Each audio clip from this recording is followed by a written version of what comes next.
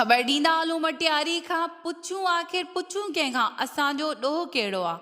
पनू आकिल मां अगवा थींदड़ 12 सालनि जो मासूम हाफ़िज़ क़ुरान हिदायतुल्लाह अब्बासी कलोड़ो खे धाड़ेलनि बिना जवाज़ अगवा कयो आहे।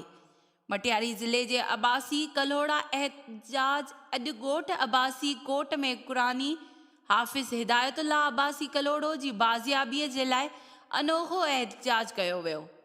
एहतजाज में कलोड़ा बिरादरीअ जी सरपरस्ती आला एडवोकेट मोहम्मद यूसुफ कलोड़ो, अली असगर कलोड़ो, सदर मीर मोहम्मद कलोड़ो, जनरल सेक्रेटरी फौजी खान मोहम्मद कलोड़ो, अल्लाह बचायो कलोड़ो, माशूक अली कलोड़ो जी सरबराही में थी गुज़रियो।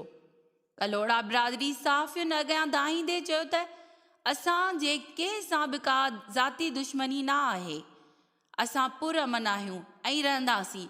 असांजी अपील आहे चीफ जस्टिस ऑफ पाकिस्तान वज़ीर आला मुराद अली शाह SSP सखर खां त हिदायतुल्लाह कलोड़े खे जल्द खां जल्द बाज़ियाब करायो वञे, न त ॿी सूरत में पूरे पाकिस्तान जा कलोड़ा बिरादरी हर ज़िले हर शहर में एहतजाज कंदा। रिपोर्ट वाजिद ख़ासकेली, अमल न्यूज़, मटियारी।